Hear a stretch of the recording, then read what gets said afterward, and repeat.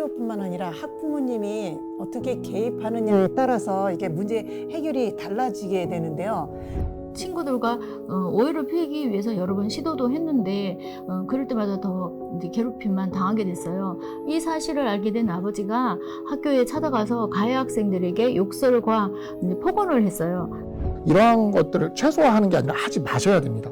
예, 그런 것들 자체가 굉장히 나중에 불리해집니다.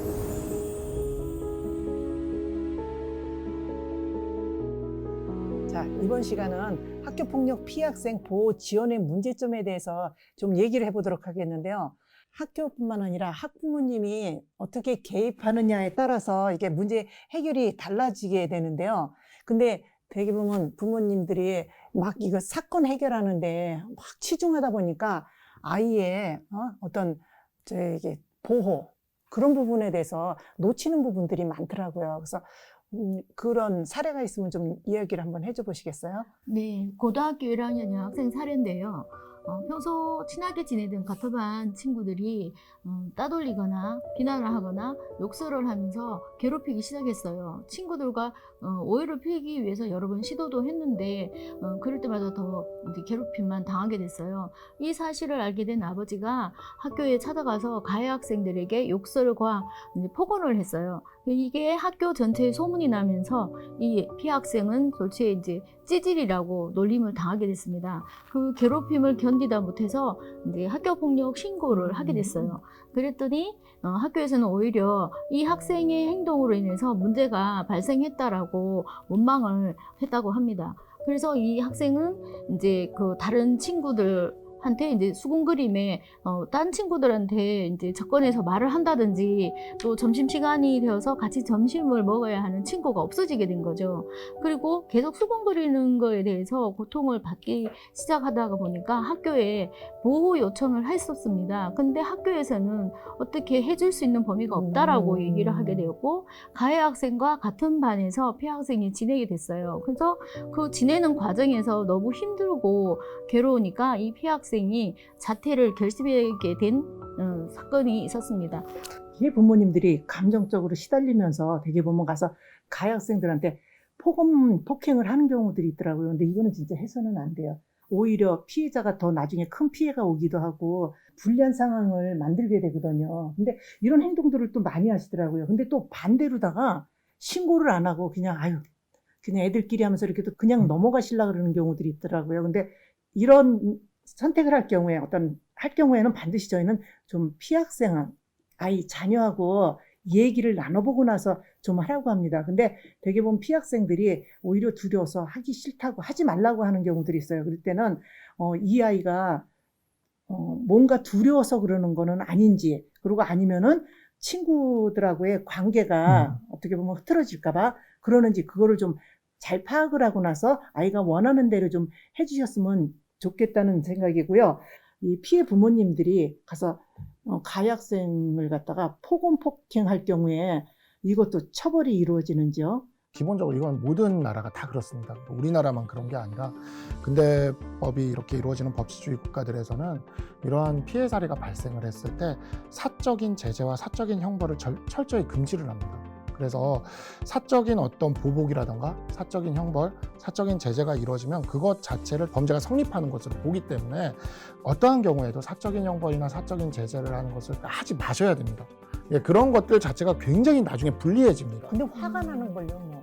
그래도 내려놓으셔야 됩니다. 화가 난다고 했을 때 그리로 연락을 가실 게 아니라 도움을 요청하셔야지 본인이 가서 그걸 해결하려고 하시는 순간 굉장히 곤란한 상황에 이렇게 빠지게 되거든요. 가해 학생의 부모들은요, 자기 자녀들이 가해를 했다는 걸 대부분 압니다. 왜냐하면 집에서 이렇게 딱 잡아놓고 물어보면 아이들이 그래도 얘기를 합니다, 부모한테는.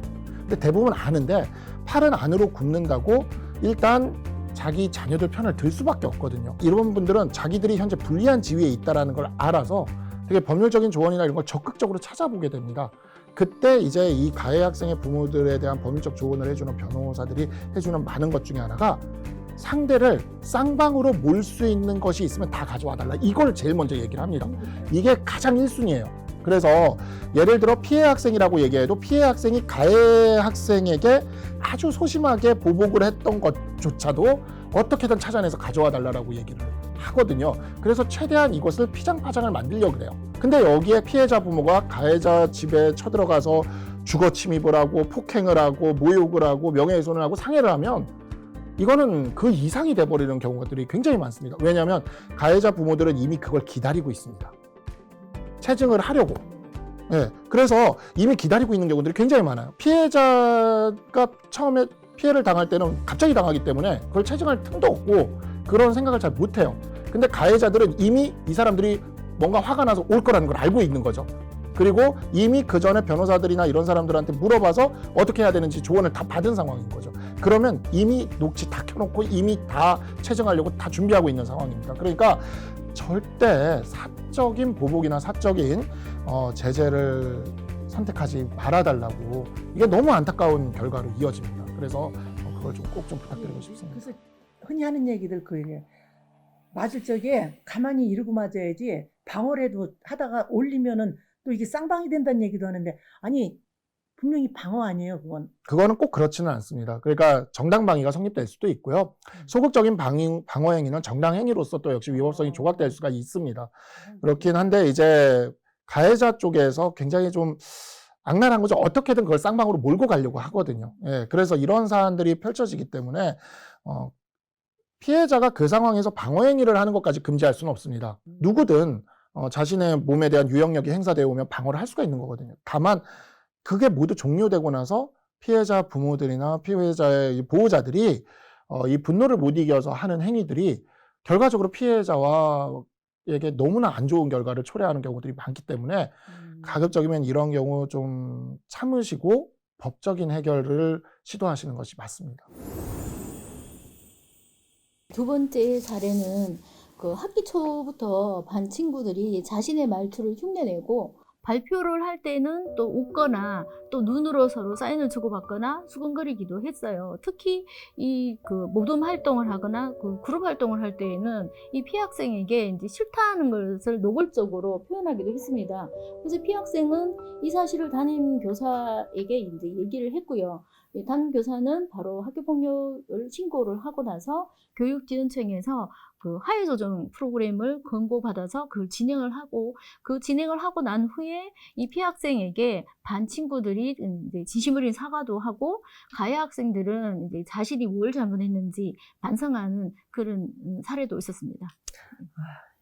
이게 어떻게 보면 초기 대응이 어떻게 하느냐 그거에 따라서 이게 또 상황이 많이 달라지는데 선생님이 어떻게 개입하느냐에 따라서 이게 진짜 평화로운 교실이 될 수 있는 건데요. 선생님들이 피해자가 이게 얼마나 고통스러운지 이런 그 부분에 대해서 얘기를 해주셨으면 좋겠고요. 특히 너희가 피해를 당했을 적에는 반드시 알림으로 해서 네 권리를 찾아야 된다는 거 그거를 좀 알려줬으면 좋겠다는 생각이 들어요. 그래서 저는 모든 선생님이 좀 이러면은 학교에서 문제들이 그치. 생길 일이 없다. 아이들이 모두가 저기 평온해질 수 있다 그런 사실 생각이 드는데 욕심인가요? 저는 이제 두 번째 사례를 상담을 하면서 이게 결과가 좋게 나오고 해서 상담하고 나서 저도 좀 기분이 좋고 굉장히 행복했던 사례라고 얘기하고 싶습니다. 학년이 올라갈 때거나 뭐 중학교에서 고등학교 올라갈 적에 이 가해 학생들하고 같은 같은 학급이 되지 않도록 신청을 하면 되잖아요, 교육청에. 근데 부모님들이 되게 보면 이것도 하나씩 모르시더라고요. 그래가지고 아이하고 배정이 된 다음에 그때서야 신청을 해가지고 놓치는 경우들이 있더라고요. 그래서 이게 언제 신청을 해야 되는 건지 거기에 대한 정보 좀 주세요. 일반적으로 이제 교육지원청의 현재 지침이 따르면 이제 상급 학교로 올라가시는 경우에 있어서는요, 학교폭력심의위원회에서 강제 전학 이상을 받아야 본배정 때 이렇게 분리돼서 이렇게 배정이 됩니다. 근데 이제 강제 전학 이상을 받지 않은 경우에는 본배정 때는 그게 고려되질 않고요.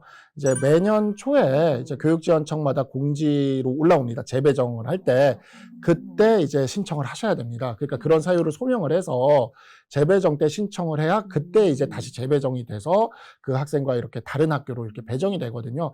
이제 상급 학교로 진학을 할 때는 이렇게 교육지원처에서 이런 지침이 있는데 한 학교 내에서 상급 학년으로 진학할 때는 특별히 이러한 지침이 있는 것 같지는 않습니다. 하지만 이에 준한다고 본다면 이제 다음 연도에 이제 반이 배정이 되기 전에 이제 학교장에게 좀 요청을 해서 다른 반으로 이렇게 배정할 수 있도록 요청을 하는 것이 맞습니다. 공지를 한다면은 사실 이거 보기 쉽지 않잖아요. 그리고 이런 정보를 알기가 쉽지 않으니까 그냥 미리 안내를 정도는 해주면은 이런 거 시기 놓쳐서 억울하거나 그런 일은 발생하지 않을 것 같아요. 그렇죠. 사실 뭐 많은 학부모들이 본배정과 재배정이 있다는 것도 잘 모를 겁니다. 네. 재배정 공고가 이렇게 올라온다는 것도 맨날 교육지원처 홈페이지를 보지 않는 이상은 힘들고 교육당국에서 좀 이런 부분들은 적극적으로 좀 알려줄 필요가 있을 것 같습니다.